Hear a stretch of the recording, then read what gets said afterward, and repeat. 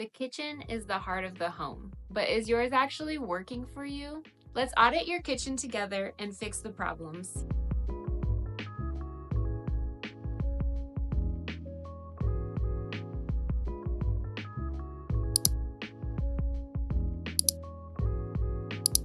Now, here's common problems that we see when we're talking about kitchens and the inefficiency that a lot of kitchens has. We need actual work zones laid out. So you should have a cooking zone, a prep zone, a cleaning zone, and then storage, which also known as like pantry area.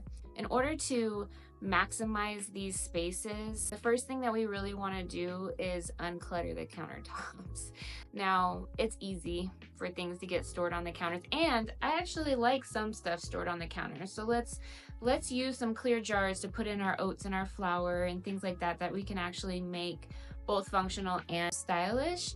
But most of the time, like, we don't want to have all of our pots and pans on top of the counters. We don't want to have all of our bags of flour, and I say that because I have the jars for the flour and then also the bags of the flour on my kitchen counter right now. It's irritating me, so I need to fix it. And I'm going to tell you what I do, and you can do it too. So after we kind of go through and analyze, okay, what's on the counter that is not serving me, that is just making this messy and it isn't visually appealing, and it's just making me lose my counter space that I need for the prep work. So we audit all those things out, write it out, like literally list it out. We have a checklist that you can go through. It will be linked in the show notes that can help you kind of pinpoint those areas, the bottlenecks in your home and specifically in your kitchen as well. If you need help with that, go check it out. You can walk through as you're watching this video and we can do this together. But so for me, it's things like I like to bake sourdough and do different things like that with flour. So I typically end up leaving my bag of flour on the counter. Now I have a space for it, but every now and then I just need to go through and clear it out, right? Like, that's the simple thing. Like, let's just put it back in the pantry where it belongs and just have like 3 minutes every morning where we're just clearing off the stuff that doesn't matter. Actually, even better, let's do it at night before we go to bed. So when we wake up to make breakfast for our family in the morning, our kitchen is ready to go. But let's go to like, what happens if you don't actually have the place for your flour to go? There's a couple different things that we can do here. If you're not going into construction and this is just a matter of organizing with what you already have, kind of find, what is my pantry space going to be? Now, if you have an actual pantry, this is great. Let's use plastic bins or wire bins, things that you can actually label and put in your pantry and have zones for all of your stuff. So you're gonna have your baking section, you're gonna have your pasta section, you're gonna have cooking oils maybe, or snacks. I know we have a whole drawer dedicated to snacks in our pantry area. So that's the first step is like, okay, where am I putting things? Where am I storing things? How do I make this easy and functional? And it's going to take some time. You're going to have to literally take everything out of your pantry, take everything off your countertops, and buy those bins and do the work. But once it's done, it should be a system that's really easy for you to maintain. Like I said, take a few minutes, 3 to 10 minutes every night before you go to bed, and just get everything back where it belongs. You already have a bin for it. It's already labeled. You don't have to think about where it goes because you already did that hard work. Just get it put away so that it's no longer stressing you out. The things that are on your countertop that you use every day and you want to keep on your counter, like I said, I have like a glass jar with oats and a glass jar with flour and rice and cereal and some things that we use fairly often in our home. I also have a jar right next to my stove that has all of my daily spatulas and things that I like to use for cooking.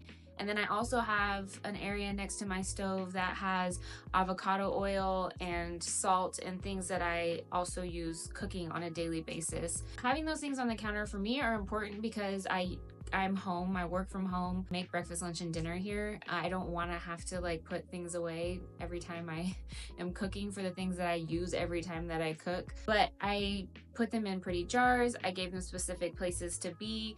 They aren't visually unappealing to me. They have a designated area that they go, so it's easy for me to put it away when I'm done. And you'll have to kind of figure out what that is for you. Like, go to Walmart, or I like Pottery Barn and Williams Sonoma and those kind of places, but you don't have to go there. You can go to your local store and just find a cute jar that is attractive to you, that you like, that you can put your spatulas in, and it literally automatically makes like a junk drawer less cluttered, right? And it turns something that is a daily use item into decor. And so it also condenses it. So when you put it in a jar, instead of it just being strewn into a drawer, it's all upright storage. So it makes it a smaller surface that it's being used in, and it frees up your counter space. Kind of the last thing that I do when I'm thinking through like storage and organizing and where things are gonna go is, I mentioned earlier, like you need your zone. So like I have my cooking things in my cooking zone. I have my food storage in my pantry zone. How about what we use for cleaning? For me, all of my cleaning supplies are right under the sink. Then I have a prep zone. So I have all of my cutting boards and things like that right where I like to do all my prep work on the kitchen island. So there's a cabinet in my kitchen island that has all of my cutting boards and things like that. So you just have to walk through your home and figure out where those zones are for you. Again, if you want to go through this together and you want help doing this, we do have a free resource, a home audit resource that you can get, and we will link that in the show notes for you so you can print that out and go through the checklist and figure out what your problem areas are.